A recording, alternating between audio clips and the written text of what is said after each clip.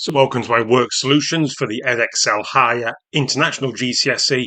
It's the Jan 2020 series and we're going to go for paper 1R. So here we go. So to start off with, there's plenty of different ways of doing this. When it says the total amount of Asher and Julie, you could work on Asher then Julie, or you could combine the two. And that's my preferred way. All right, so you've got A and J, and that means that they are the second and third amounts, so they account for 8/11ths of the shares. The total amount that Asher and Julie receive is 36. So let's wind that down. If I want to work out what 1/11th is worth, divide both sides by 8.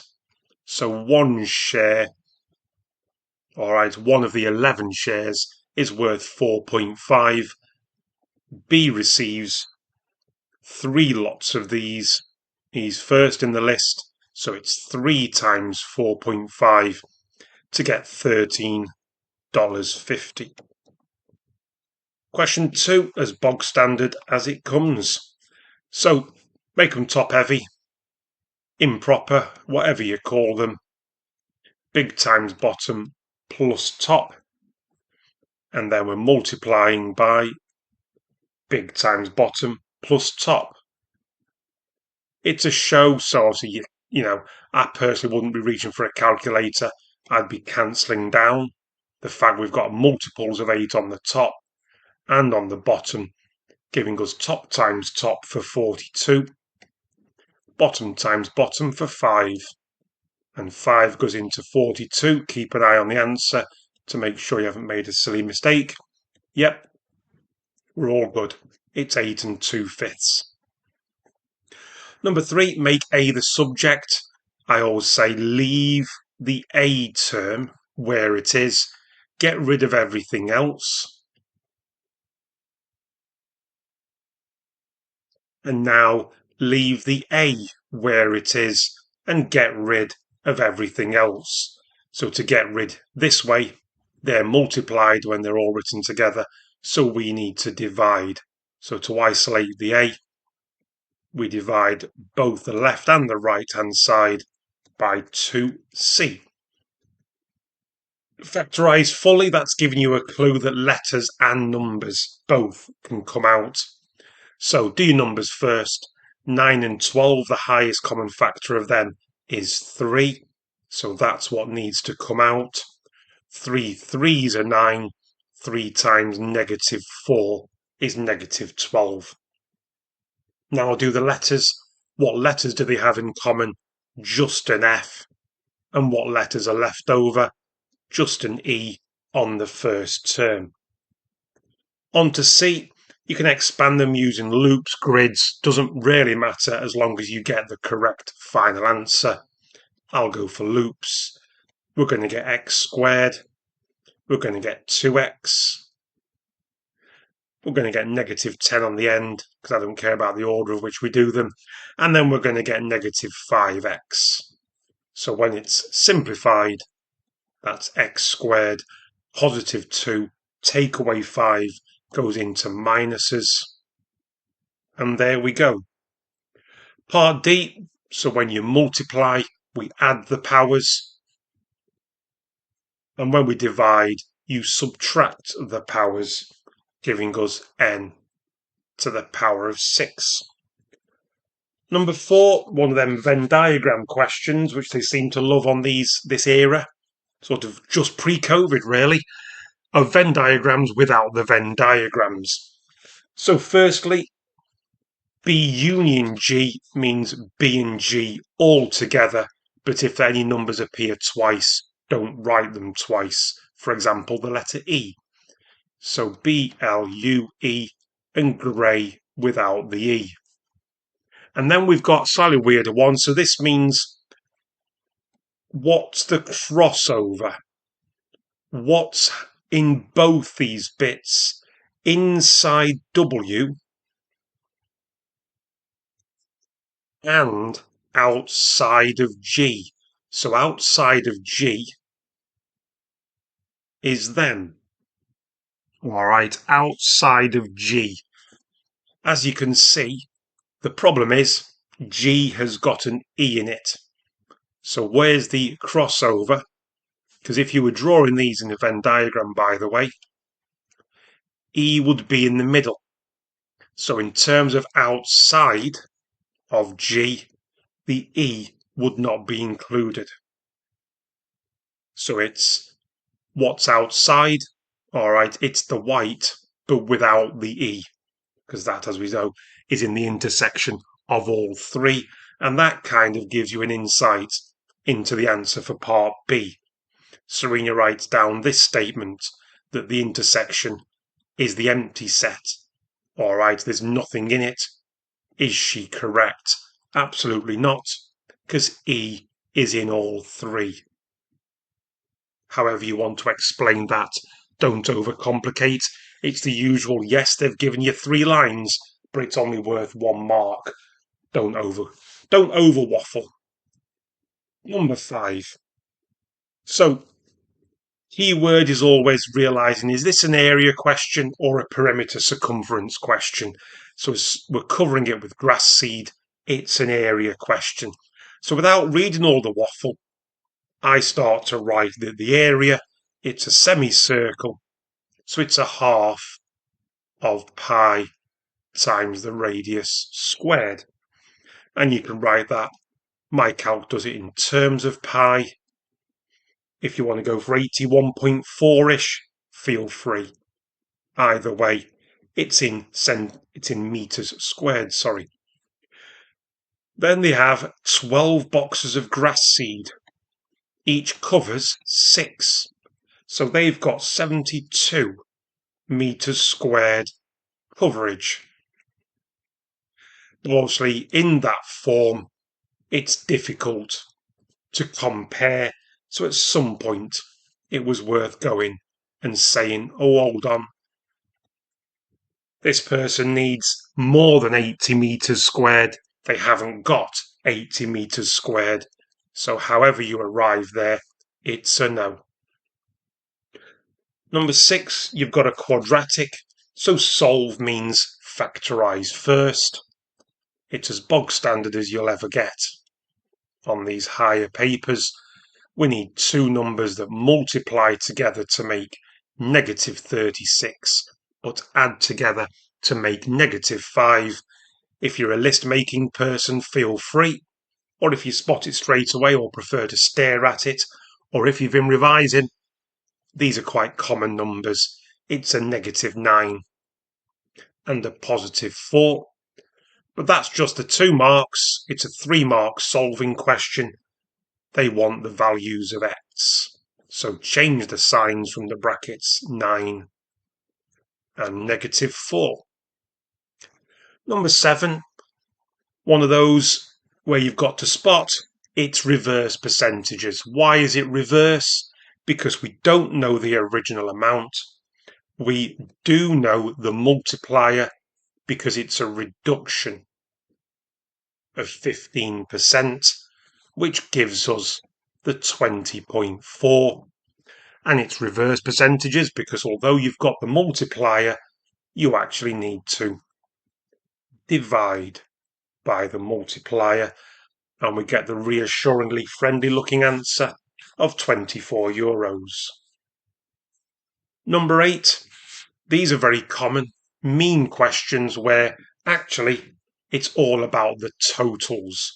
So 5 children on the trampoline, 28 is the mean, so times them, 140 is the total. 2 get off, these 2 average 26.5, so their total is 53. Flipping heck, that was a terrible 0. So we find their difference. So the difference between the 5 children and the 2 children is 87 kilograms. And they want the average of the 3 remaining children. Bus stop it or calculator or mental arithmetic, no one cares. Because as long as you get 29, you've nailed it. Number 9.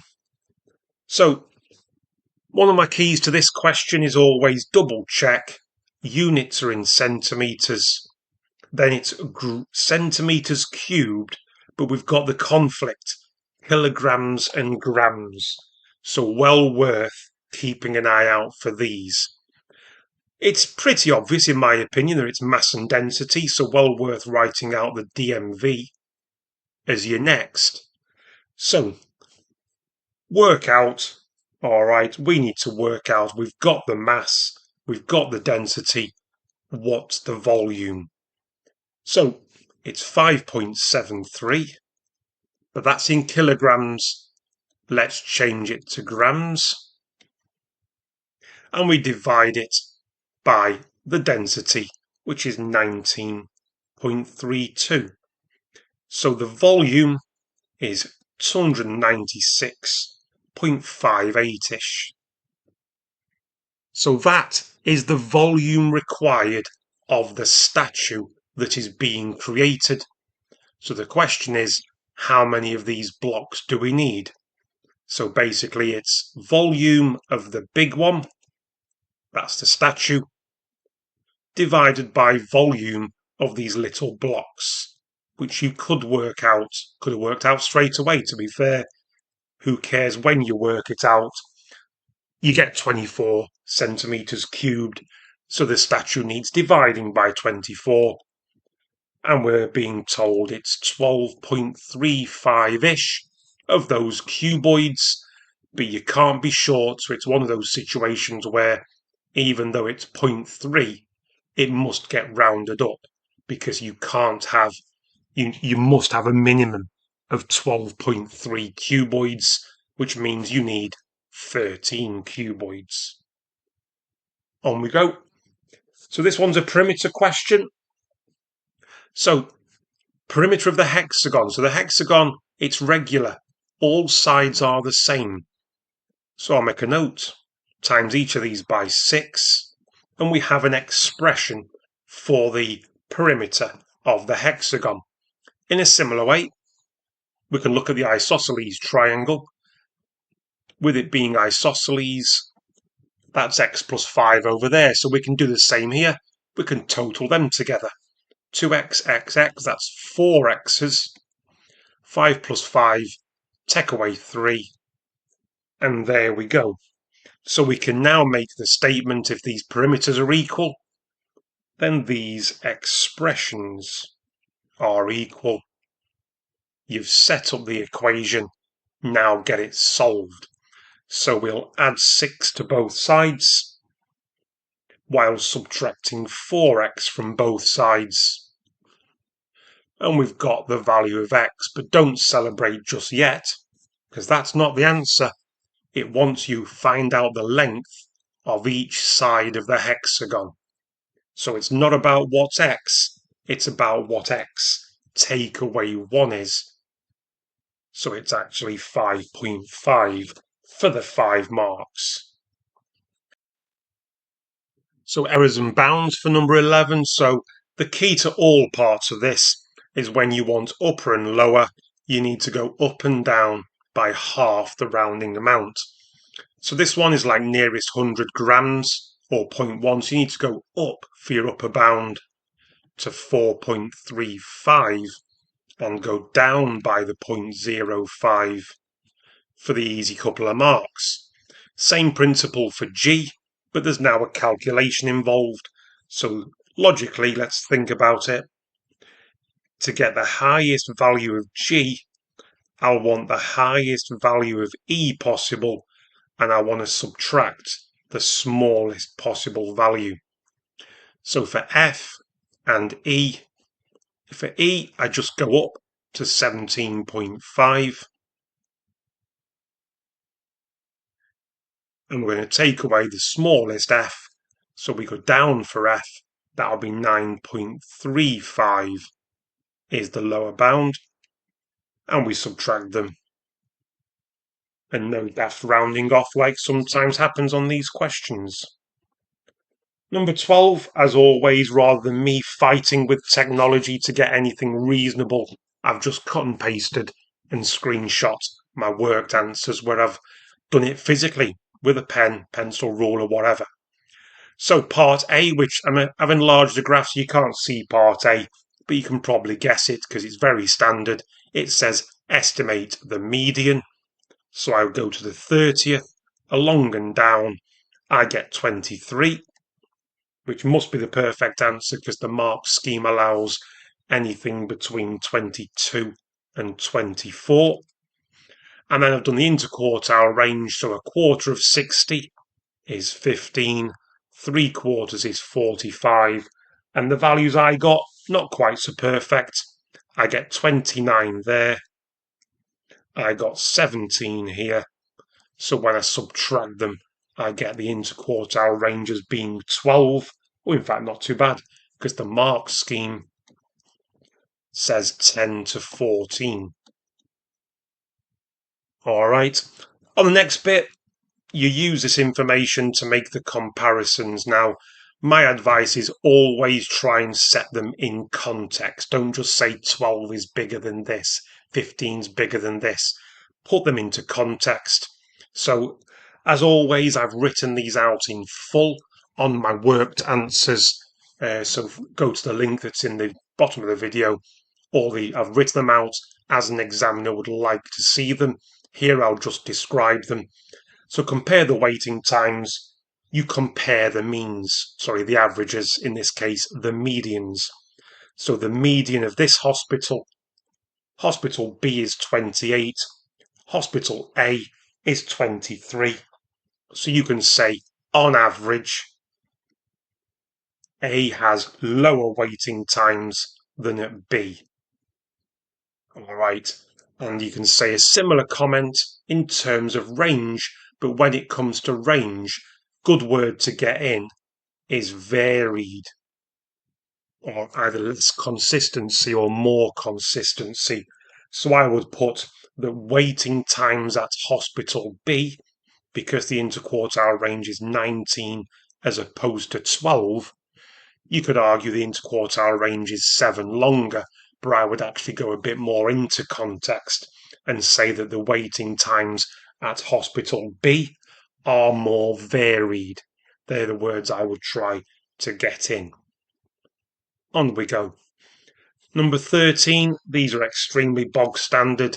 They come up way more often than they don't. As soon as you see it, write out x equals 0.572 recurring. Let's multiply everything by 10 and we get what we're after, because what you're looking for is you want the decimal point to have the same recurring nonsense straight after it. And we'll get that by bunching them up twice, times by 10 and 10 again. In other words, times by 100 to ultimately multiply the original by 1,000. That means we get 572.72. Now, I've known teachers that just say times by 10, 100, 1,000 and see where you are. So if you've done 100, who cares? It's all good. But really, whoops, need to put that recurring in. Really, the main bit is doing 1,000x, take away 10x. And then you've got 572 point, load of nonsense, take away 5.72 load of nonsense. So really your focus is 572, take away 5 to get 567. And you can then pretty much jump to where you can pick up a calculator because your algebra is done. Show the examiner that you divide both sides by 990 and you can let your calc cancel it down, or let's be honest, just copy down the answer. It's only worth 2 marks, and your 2 marks is all over here. So for part B, if it was a normal rationalising question, you'd just multiply by the conjugate. You'd take what you're given, the 3 over 2 minus root y, and you would just multiply it by top and bottom. Same thing If that was root 3, this would be root 3. Well, it's root y, so don't worry about it. It looks a bit strange, but let's see what happens. Top times top, so 3 2s are 6, and 3 root y's are 3. Whoops, root y. On the bottom, don't forget you only need to do 2 loops on the bottom because the others, the plus 2y and the plus 2 root y and the minus 2 root y, they will disappear, cancel out. So on the bottom, we're going to get 4 minus the root of y squared. And you can just see how it's going to tidy up. We're pretty much there. On the bottom, we're going to get 4 minus y, which is in the form they wanted, and the top is already in the form they wanted. So it might have looked strange and put people off. It was actually a bit more friendly than some of them normally are. Number 14, like I said in the earlier question, I always write these out in full on my worked answers. So if you want to see the full reasoning written out, handwritten, all that malarkey, feel free to go across here. I just explain them. Now, when I'm teaching this to students, one of the big things before I even start reading is always look for common radii. Even though it's not a circle theorem, always be on the hunt for isosceles triangles. And this is one of them where it rarely does come to fruition. So now we crack on. If you go from A to B to C, we've got the old, I call it an arrowhead. Doesn't matter what you call it. The fact is the angle at the centre is double the angle at the circumference. Or you could say the angle on the arc is half the angle at the centre. Doesn't have a proper name in terms of what examiners want to see. You just need to get the reasoning in that you halve it or double it, depending on your perspective.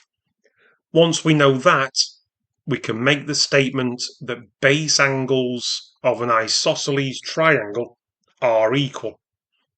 So if we do 180, take away the 76 to get 104, we then halve it. So each of these angles end up as 52, and that's the answer, because that's what OAC is. It's 52. On we go. So 2 back-to-back triangles screams double Pythag, double SOHCAHTOA, in this case the latter. Alright, always look when they are back-to-back triangles. Your hunt is always about a common side. So E to F is the absolute key to this question. So let's focus on the left-hand triangle because we know 2 things about it. We know an angle of 40 degrees, we know the hypotenuse, and we want EF, which is the adjacent. In other words, on the left-hand triangle, it's about the adjacent and the hypotenuse. We want the adjacent, that's EF, and we get it by multiplying cos 40, close brackets if your calc is one of them weirdos, multiplied by 12, I get 9.19-ish. We now carry that forward, work out the length of E to G. Habit tells me to stick an X on it. So, from the angle, 9.19 is the opposite. X or EG is the adjacent. This is a TOA question. So I want the adjacent. I've called it X, but you can call it EG, whatever you want. We need to do opposite divided by T, which is tan of 28. On your calcs, I get 17.283. It wanted 1 decimal place. Question 16, we're playing tennis and chess. Now you can do this with or without a probability tree. They've given you plenty of room, and obviously You are allowed to use that room down there in case you run out. It's there as like an overflow. So I went for it. Let's go for tennis. We've got win, which is 0.6. So loss is 0.4. And then we move on to chess. And at the moment, we don't know them. What we do know is that win-win is 0.42. And the key to probability trees is you multiply when travelling down branches. So your job is to think 0.6 times something is 0.42. So that something is 0.7. So 0.42 divided by 0.6 tells you that's 0.7. So that's 0.3. So that's 0.7 and that's 0.3. Work out the probability that she will not win, or in other words, lose-lose. So it's bottom branch, 0.4 times 0.3, 0.12. Could have been done without a diagram, but for 4 marks, well worth 5-6 minutes of your time. Not too bad, in my opinion, made easier by the diagram. Number 17, functions. F of 1 just means replace the x with a 1 and follow BIDMAS and or use a calculator. 1 take away 4 is -3. It needs squaring. State the range. Now range is better thought of as what does a sketch of it look like? So we know what the sketch of y equals x squared looks like. This is that graph moved to the right 4 units. Now when you're talking about the words domain and range, my advice is think of domain as the x-axis and range as the y-axis. So it's when it says state the range, it's meaning what values can y be? Well, if you look at that graph, values of y are basically above the x-axis.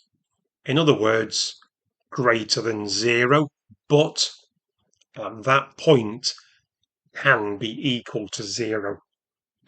And that notation's perfectly fine. The mark scheme allows it as that or that. But not a mixture. You can't have the f of y or just x on its own. That's incorrect. You don't get the mark for that. Part C, compound functions. Work from the inside out. Remember from BIDMAS, if you've got brackets inside brackets, you do the inside brackets first and so on. So first job here is do the g of 2. Sub 2 in, it becomes 4 over 5 or 0.8, depending on what you'd rather type in for the second part, because you've got to take this output and stick it into F. So take your output, take away 4 and square it. If your calc's a fancy one, you might get 256 over 25. That's what mine gave. I've got a bit of a fancy one, not a brag, just a fact. But let's go with a decimal. Number 18. Again, I'm not a fighter of technology, so I've just cut and pasted what I've done, whether I've handwritten it on my worked answers. So estimating the gradient. So draw yourself a good quality tangent. Good quality to me means not small. And notice how I do try and get in some sensible numbers. So I can identify from my triangle that the width of that is 4. All I need to do is estimate the height of it. So get counting the little squares if you want, but don't forget it's a downhill. So it's a negative gradient. I counted mine as 2.2. So when you divide it, I get the gradient of being negative 0.55, which is not the perfect answer, but it's not far off because the mark scheme allows negative 0.4 up to and including negative 0.7. And it says, hence find an equation.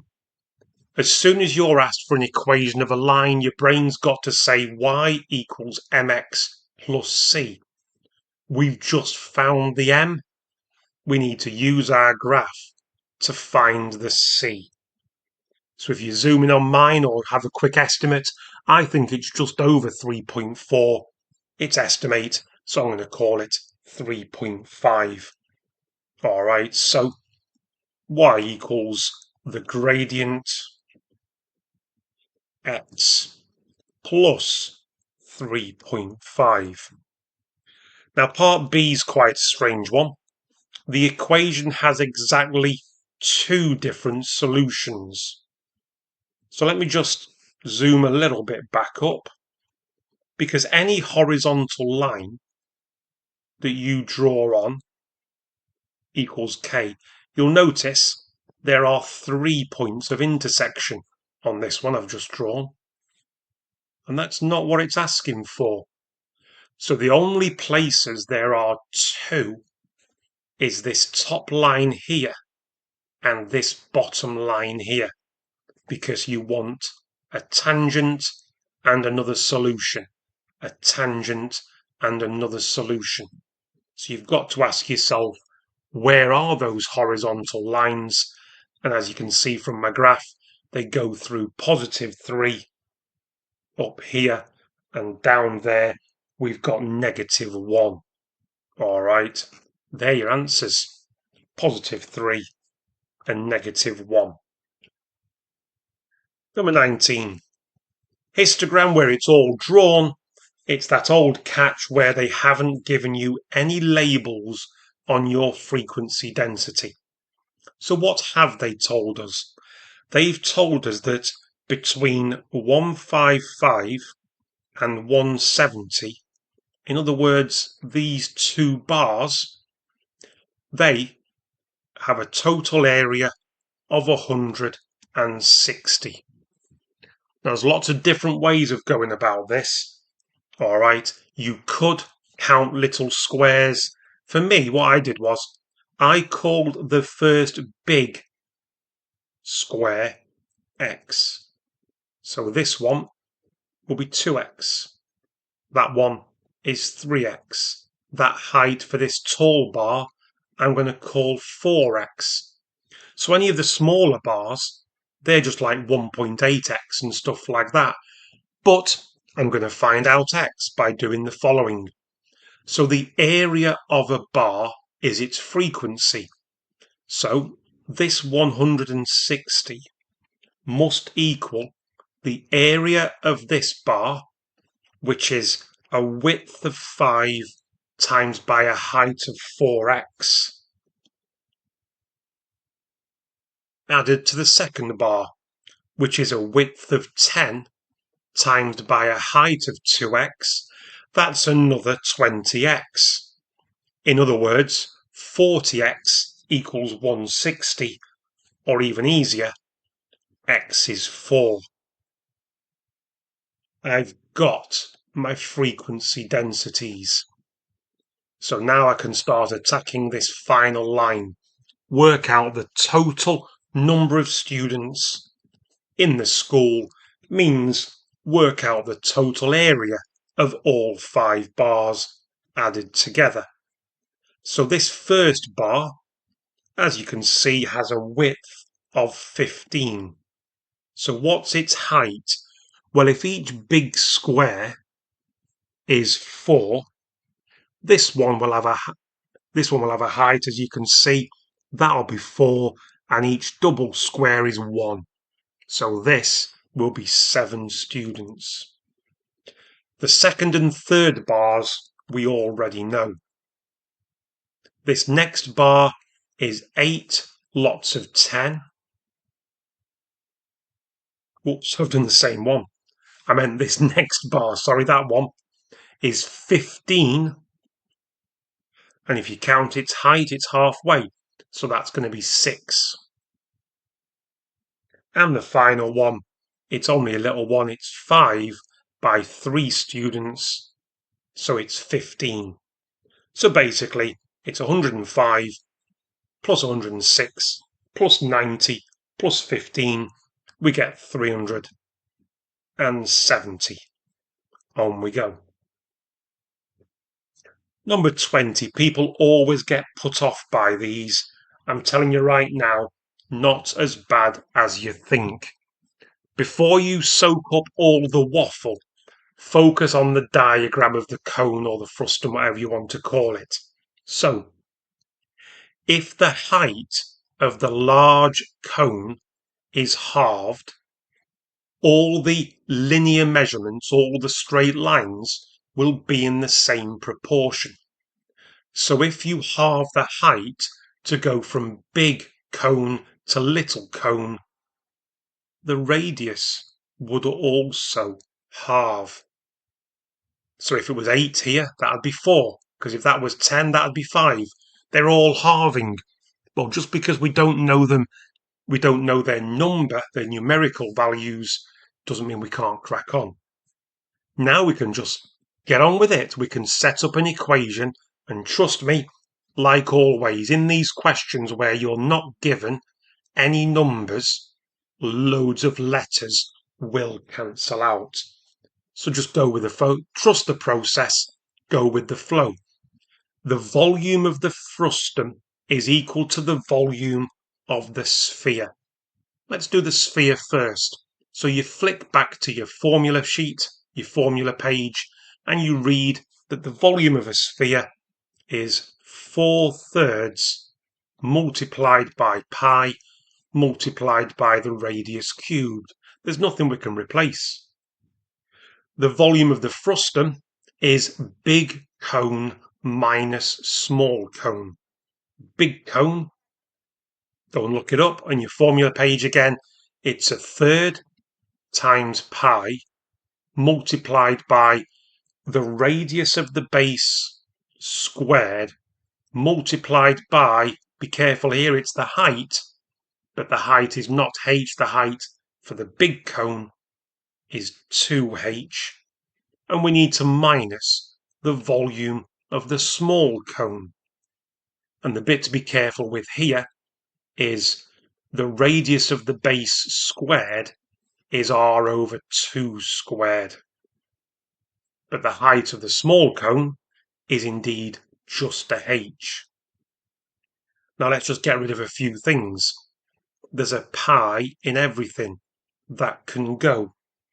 There's 1/3 in everything. That can go. Let's tidy it up before we get too deep. So on the left-hand side, 4r cubed. On the right-hand side, the 1 doesn't matter. We've just got 2r squared h. Here, there's that 2 on the bottom, but don't forget it's squared, so be careful. That 1 again doesn't matter. So it's going to be r squared h over 4. Now, it doesn't look like, but a lot can happen here. Let's divide everything by r squared. So, gone, gone, gone. And look at this right-hand side. You've basically got 2h take away 1/4 h. Well, 2 of anything take away 1/4 is, all right, is 7/4. So those two separate, you could have simplified them a step earlier. I've chosen to simplify them now. It says find an expression for r in terms of h. In other words, it wants r equals. So I'm going to get rid of the 4r by dividing both sides by 4. And that's job done. They've given you loads of room for that. 5 marks, but all the marks, the key to it is in that setup. The key to it is not being put off. Don't just stare at them and go, got no numbers. Trust the process that lots is going to cancel out and disappear. Trust the process of go to your formula page and write down the relevant formulas and replace anything in those formulas with any nuggets of information you know. Like, as I say, r over 2 was the absolute key. Number 21, 3D trigonometry. I've drawn the line in because any lines you're given, it's always important just to picture them, and they always give you plenty of room in case you want to draw some additional triangles. The first thing to realise is, don't forget, although that might not look at it, the angle C to B to E is indeed a right angle. Now, this is one of those situations, we know it's not accurate, get out of here, but none of the information they've given is written on the diagram. You need to. So angle BEC, B to E to C, that angle here is 40. CE, the big diagonal there, is 13. Calculate the length of A to B. All right. So, what you've first got is the idea that, well, hold on, ECB is a right-angled triangle. We've been given a bit of extra information. The area of the face is 22 centimetres squared. Why have they given us that? Well, before we worry about that, let's find a bit more information about this triangle.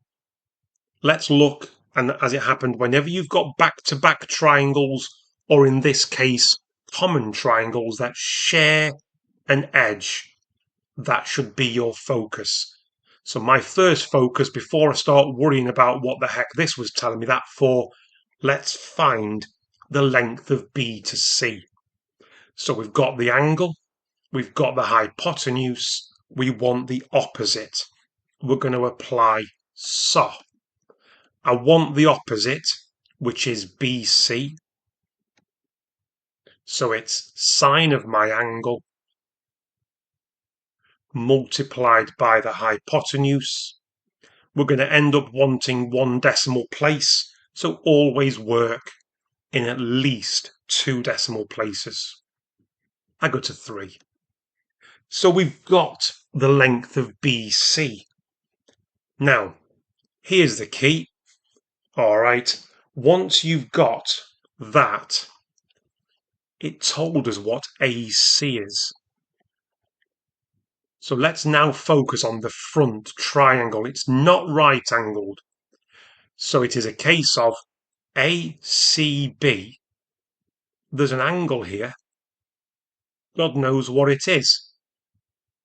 But for a non-right angled triangle, we do have a formula for the area.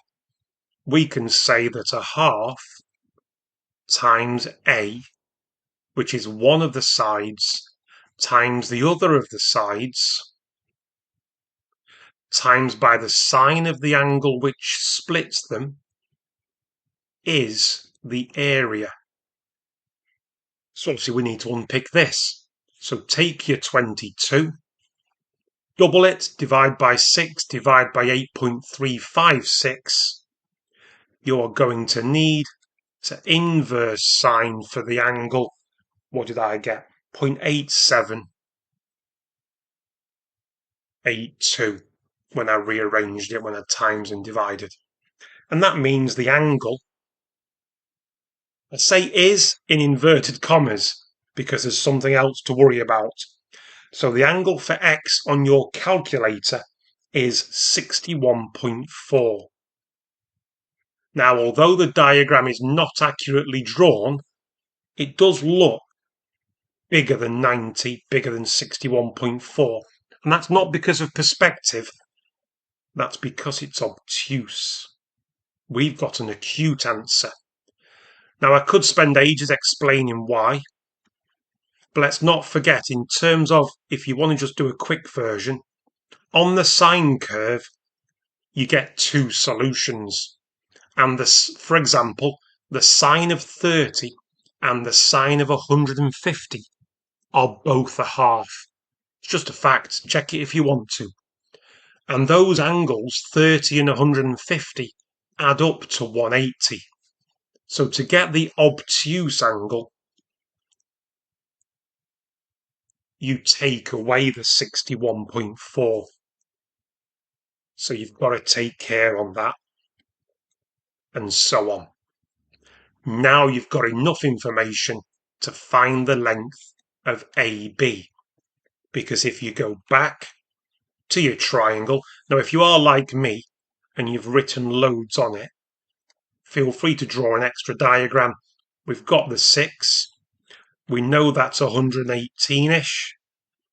And we know that the other side is 8.356. So yeah, we want the opposite side. We don't know a side and its opposite side, so we can bin the sine rule. This is a cosine rule question, so let's go. AB squared equals 6 squared plus 8.356 squared minus 2 times B times C cos the angle 118.6-ish. So if you stick that right-hand side into your calculator, you should end up having to square root 153.8-ish. That was supposed to be a 2, believe it or not. And so my answer, 12.402-ish, but you're told one decimal place, do as you're told. And there we go, and that's why it was 6 marks. It was a treble 3D trigonometry question. 3 steps required to get that final answer. So question 22, good old transformations of graphs. So it's always about, as soon as you see a question like this, let's not worry about what comes later. Always have a look at the amplitude of the curve. What's its maximum and what's its minimum? And it's the cos curve. We are used to the cos curve starting at 1. It starts at the coordinate 0, 1. So in other words, it starts at its maximum point.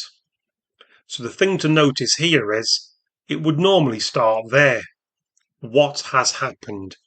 So as you can see, the cos curve has moved 60 degrees to the right.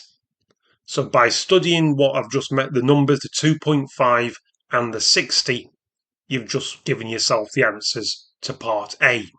Because A is what's in front of the curve, that's your scale factor, that's your multiplier, and B is your horizontal movement. Don't forget, on your horizontal movement, it's not in the right direction that you'd expect. So a movement of +3 is actually left 3. So a movement of 60 to the right is actually negative 60. So take care. Next one, think about what each of these does in respect to that coordinate. I do think double I is the easier one, but here we go. So when you stick a 2 in front of an entire function like that, that's the one that stretches it vertically. Scale factor 2. In front of the x is scale factor horizontally, but your multiplier is actually a half. So all x coordinates need multiplying by 0.5. So the x coordinate divides by 2, the y coordinate remains unchanged. Whereas here, a -7 on the end of a function, that's a translation down. So that does not affect the x coordinate, but it would drag the 5 down 7 units to -2. And finally, one of those that, it looks a little bit weird, all right, but trust the process again and go with it. So you've got an equation for displacement. We're interested in velocity. Velocity is the rate at which displacement changes with respect to time. Or in other words, differentiate it. So you bring the power down, take 1 off the power, bring the power down, so 2 times 4, take 1 off the power, bring the power down, well, it's a 1, so it remains unchanged.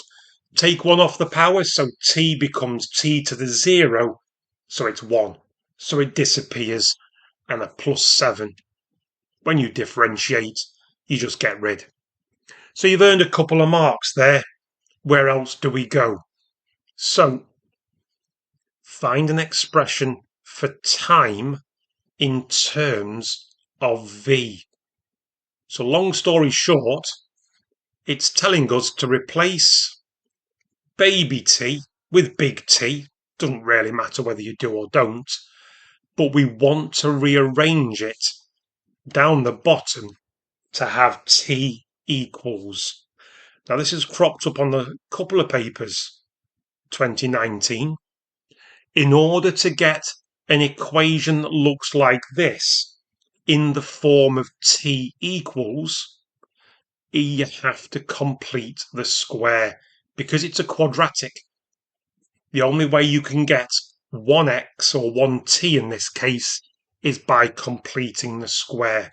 So we go to big V, we go to big T, but we start to complete the square. So I'm going to take a 3 out because you can only complete the square when there is a 1 as the coefficient.